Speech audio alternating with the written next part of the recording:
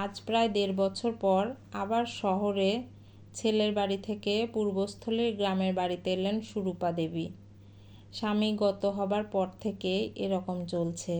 স্বামীর ভিটের টান বোধহয় কোনো মহিলাই পুরোপুরি এড়িয়ে যেতে পারেন না। সেই কারণেই ফিরে আসা। এখন বয়স বাড়ছে, বারবার যাতায়াত করা মানে শরীরে ধকল ভালোই পড়ে।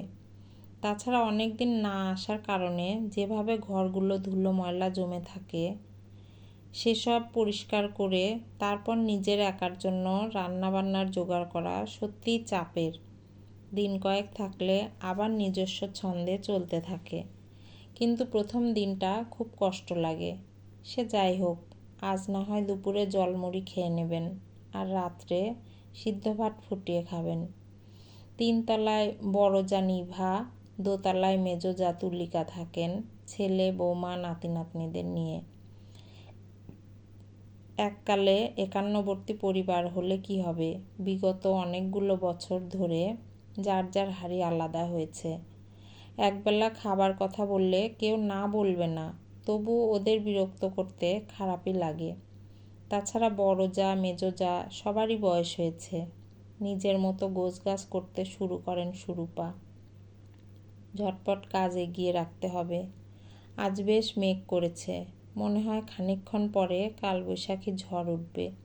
তাড়াতাড়ি হাত চালাতে থাকে সুরূপা। মেঘে মেঘে বেলা 2টো বেজে গেল কখন খেয়ালই করেননি। এমন সময় দরজায় কড়া নাড়ার আওয়াজ হয়। মুখ তুলে তাকিয়ে সুরূপা দেখেন বড়জা নিভা অশক্ত শরীরে নেমে এসেছেন। হাত ধরে ওকে ঘরে এনে বসান সুরূপা। মৃদু হেসে নিভা বলে, কিরে ছোট, ব্যস্ত আছিস বুঝি? চিলেকোঠার ঘরে খাবার বেড়েছি, খাবি আয়। মেজোকেও বলে এসেছি। আজ অনেক দিন পর নিজের হাতে রান্না করেছি। 3 জায়ে মিলে খেতে বসবো সেই আগের মতো। একান্নবর্তী পরিবার ভেঙেছে ঠিকই, কিন্তু স্মৃতিগুলো কি মুছে যায় বল? এবার থেকে ঠিক করেছি, তুই যখন এখানে আসবি 3 জায়ে মিলে মাঝে মধ্যে এরকম খাওয়া দাওয়া করবো একসঙ্গে।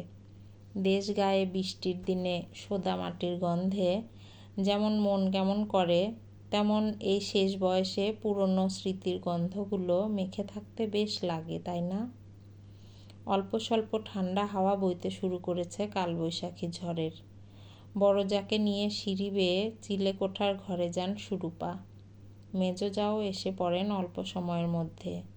ঘি ছড়ানো গোবিন্দভোগ চালের খিচুড়ি, ঘরে বানানো চালতার আচার, সামান্য কিছু ভাজাভুজির সাথে জীবন্ত হয়ে ওঠে ওনাদের একসাথে ফেলে আসা দিনগুলোর স্মৃতি। একান্নবর্তী পরিবার ভেঙে গেছে ঠিকই, কিন্তু শেষ বয়সে এরকম বেঁধে বেঁধে থাকতে ক্ষতি কী? গল্পের নাম মুছে যাওয়া দিনগুলি। কলমে পুষ্পিতা ভৌমিক, কণ্ঠে লাবণী সাহা।